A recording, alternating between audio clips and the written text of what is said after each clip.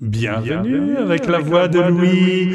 Eh bien, sur X, j'ai trouvé une vidéo délicieuse comme il y en a de temps en temps, comme celle de François Hollande qui avait avoué à De Lascar qu'il l'avait piégé au téléphone, que les traités de Minsk en Ukraine étaient du pipeau fait pour permettre à l'Ukraine de se réarmer. Eh bien, Christine Lagarde, certes, n'a pas parlé de l'Ukraine parce qu'à mon avis, elle doit pas avoir grand-chose à dire sur le sujet.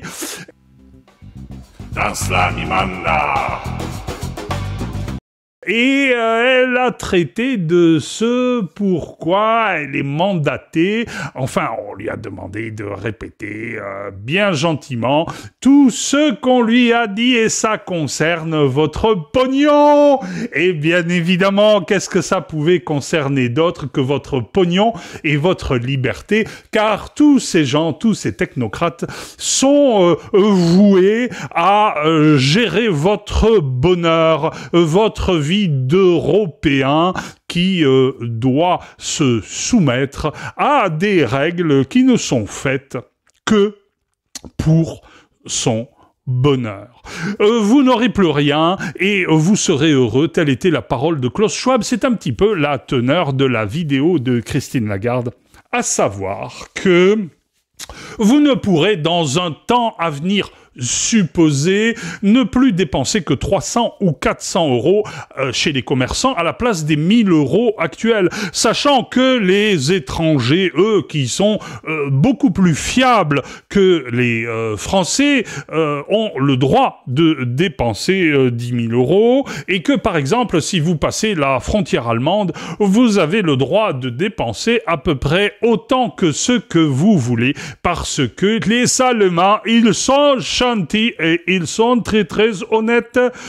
Et oui, il en va ainsi. Et en Europe qui veut nous promouvoir l'égalité et la prospérité, eh bien, tous les pays n'ont pas les mêmes règles, et surtout quand cela concerne le pognon. Et en France, il faut dire qu'on en a une tartine de règles pour nous empêcher de gagner du pognon et même pour nous empêcher de le demander.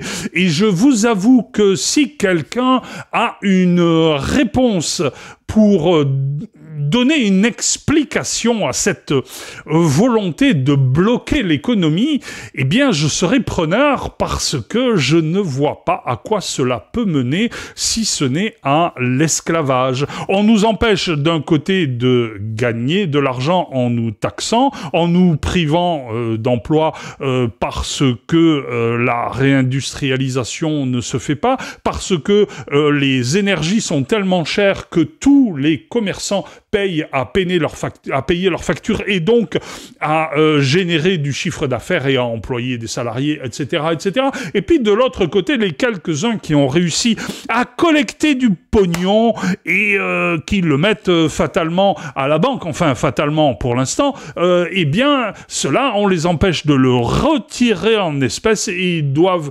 obligatoirement le dépenser en chèque, en carte bleue ou en virement pour que cela puisse être contrôlé par un banquier. Alors je vous laisse regarder dans un premier temps la vidéo de Christine Lagarde où elle s'exprime, et vous allez voir, il y a une fin absolument délicieuse.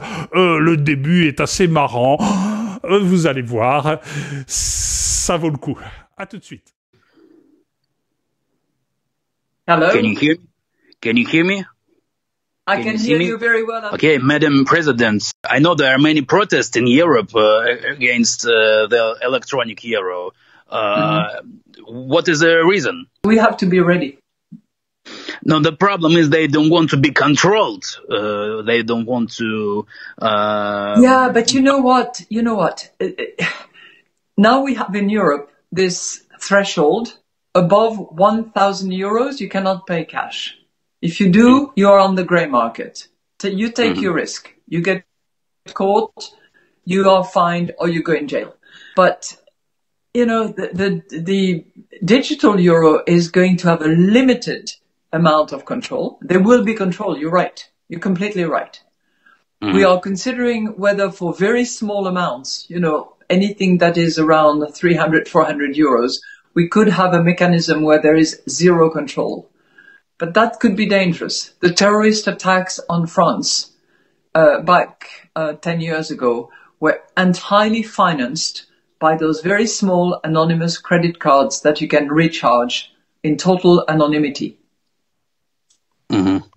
The question is now I think that it's a joke, like a joke, that the next currency will be firewoods for Europe.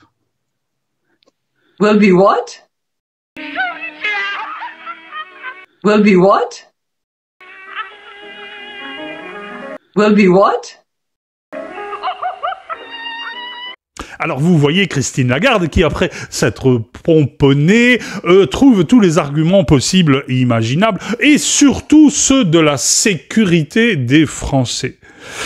Ne plus dépenser que 300 ou 400 euros en espèces chez les commerçants, c'est assurer la sécurité des Français pour la simple raison que les terroristes ont financé jusque-là leurs attentats avec des petites cartes de crédit de ce montant-là, et que si on les prive de ce moyen-là, eh bien, il n'y aura plus d'attentats. Si vous voyez ce que je veux dire, c'est un petit peu du foutage de gueule, car les terroristes, eux, ils ne vont pas dans les banlieues chercher du pognon, de la drogue. Les gens qui vendent de la drogue ne financent pas les attentats. Et puis les gens qui veulent faire des attentats, ils vont pas en Belgique, et ils vont pas en Allemagne, ils vont pas au Danemark, ils vont pas en Espagne, ils vont pas en Italie. Non, ils restent en France. Ils sont patriotes, les terroristes. Ils font du Made in France.